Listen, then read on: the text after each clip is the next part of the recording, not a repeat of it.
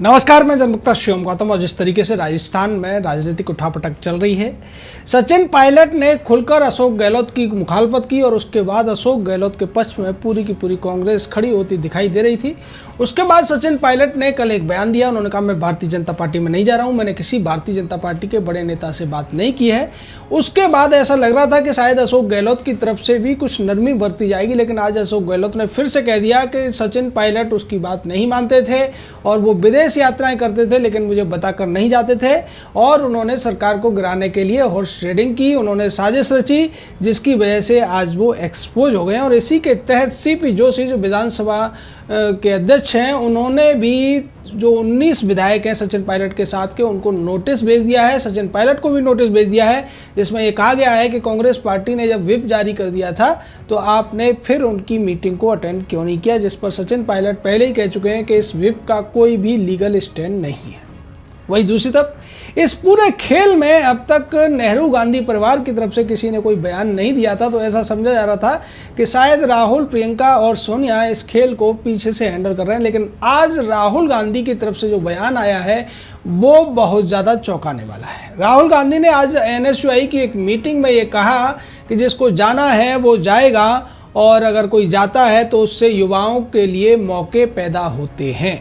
अब इस बयान का मतलब क्या है, इस पर तो कयास लगाए जा रहे हैं, लेकिन ऐसा लगता है कि सीधे तौर पर राहुल गांधी ने भी इस मामले से पल्ला झाड़ दिया है, जबकि राहुल गांधी ने ही सचिन पायलट को तैयार किया था उप मुख्यमंत्री बनने के लिए। वो उप मुख्यमंत्री बनने को राजी नहीं थे। उनका ये कहना था कि वो 6 साल से कांग्रेस पार्टी को चला रहे हैं, उन्होंने मेहनत की है, उनके साथ के लोगों ने मेहनत की है, लेकिन अब मुख्यमंत्री बनने का जब समय आया है तो कांग्रेस ने एक पुराने जादूगर को, बूढ़े आदमी को लाकर बिठा दिया है, क्योंकि वो सोनिया गांधी के प्रति वफादारी रखता है।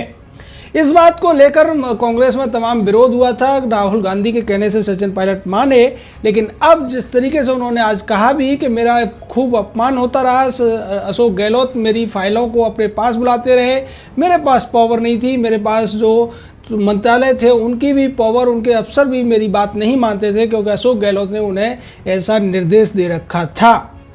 ये सारी वजह थी जिसकी वजह से सचिन पायलट को इस तरीके के जो उन्होंने किया उसके लिए मजबूर होना पड़ा। लेकिन उसके बाद जब राहुल गांधी और प्रियंका वाड्रा ने उनसे बात की, उसके बाद भी उन्होंने जब बात नहीं मानी, तो ऐसा लगता है कि अब प्रियंका की बात न मानने का खामियाजा सचिन पायलट को भुगतना पड़ रहा है, और अपनी बहन की बात न मानने की वजह से ही राहुल गांधी ने भी सचिन पायलट से पल्ला झाड़ लिया है। हालांकि रणदीप सुरजेवाला की तरफ से जो कहा गया उससे ऐसा लगता है कि अभी भी कांग्रेस पार्टी का जो खास घराना है वो चाहता है सचिन पायलट की वापसी हो जाए, और इसीलिए रणदीप सुरजेवाला ने ये कहा कि अगर सचिन पायलट ये कह रहे हैं कि वो भारतीय जनता पार्टी में नहीं जा रहे हैं, हमारे दरवाजे उनके लिए खुले हुए हैं, लेकिन उससे पहले वो भारतीय जनता पार्टी के मुख्यमंत्री की मेहमान नवाजी छोड़ें, उनके होटल से बाहर आएं और कहें कि हम कांग्रेस के प्रति वफादार हैं। वो सारे MLA भी बाहर आए जो सचिन पायलट के साथ मानेसर में डटे हुए हैं, यानी कि मुख्यमंत्री मनोहर लाल खट्टर की मेहमान नवाजी में अभी भी वो मजे कर रहे हैं, ऐसा कहना है रणदीप सुरजेवाला का। वही दूसरी तरफ अशोक गहलोत ने आज कई सारी बातें कही और एक कहा कि जो कोई व्यक्ति अंग्रेजी बोल लेता है, अच्छी चेहरा होता है, बढ़िया मेंटेन करके रहता है और लोगों को बरगला लेता है, ज़रूरी नहीं कि वो अच्छा नेता भी बन जाए, और नेतागिरी करने के लिए बहुत सारी चीज़ों की ज़रूरत पड़ती है और इतनी आसानी से नेतागिरी नहीं होती है। हमारे 40 साल चले गए राजनीति करते हुए, लेकिन हमने इस युवा को आगे बढ़ाने की कोशिश की, उसके बावजूद उन्होंने हमारे एहसानों का बदला सही तरीके से नहीं दिया है।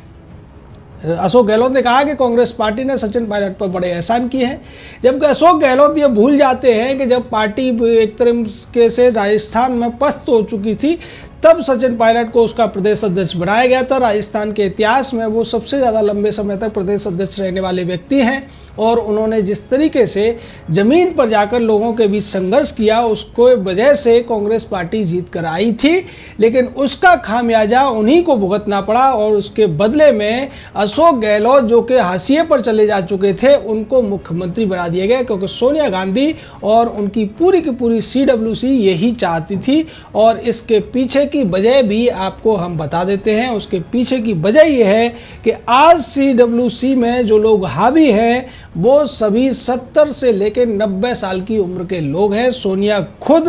73 साल की है और उसके अलावा गुलाम नबी आज़ाद जो खास प्यादा है सोनिया गांधी का, या फिर अहमद पटेल, ये दोनों भी 71 और 72 साल के हैं। हरीश रावत की बात की जाए तो 72 साल के हैं। मोतीलाल वोरा इस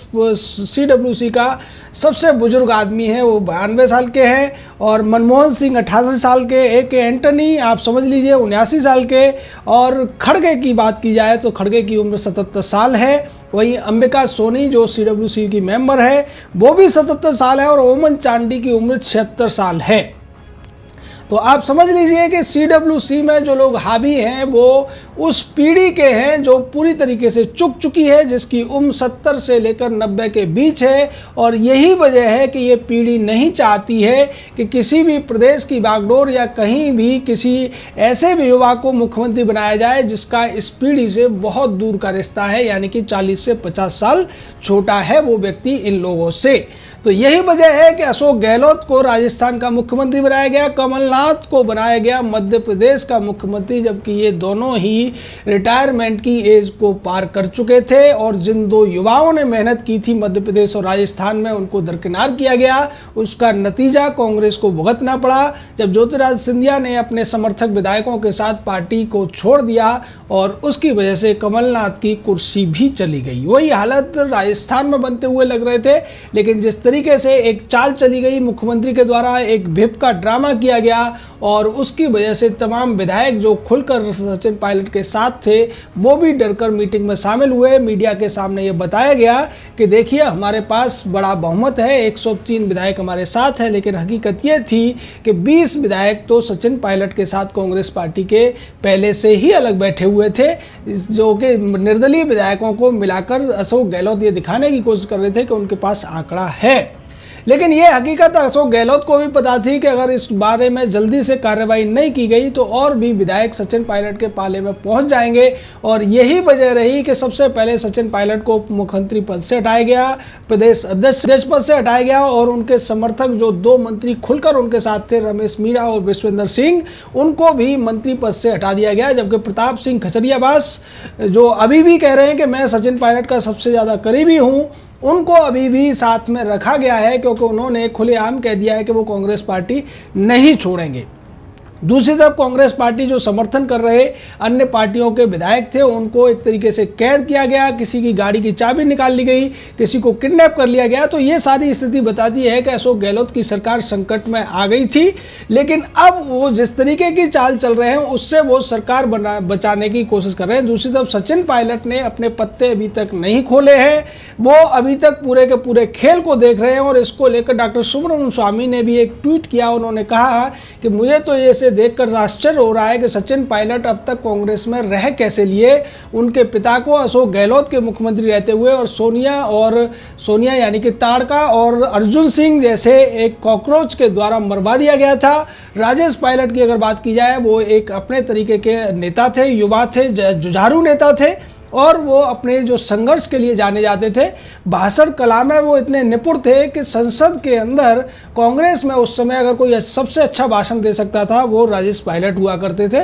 वो अपनी चुटीली बातों से, अपने व्यंग्यात्मक तरीके से, जिस तरीके से बात करते थे उसकी विपक्षी भी उनका यानी कि दूसरी पार्टियों के नेता भी उनकी प्रशंसा किया करते थे। और ऐसे एक युवा को सोनिया गांधी और उनके पूरे के पूरे जो समूह था, चाटुकारों की एक फौज थी, उसने मरवा दिया था। ये आरोप उन पर लगते रहे और इस बात को भी भूलकर सचिन पायलट कांग्रेस पार्टी में काम करते रहे। उन्हें ऐसा लगा कि शायद अब कांग्रेस बदल गई है, उनके साथ वो कहानी नहीं दोहराई जाएगी जो उनके पिता के साथ दोहराई गई थी। उनके पिता की गलती ये थी कि उन्होंने कांग्रेस पार्टी की अध्यक्षता के लिए दम ठोंका था, उस पर उम्मीदवारी पेश कर दी थी, जबकि सीताराम केसरी उस समय कांग्रेस की जो महारानी थी सोनिया गांधी, उसकी पसंद थे।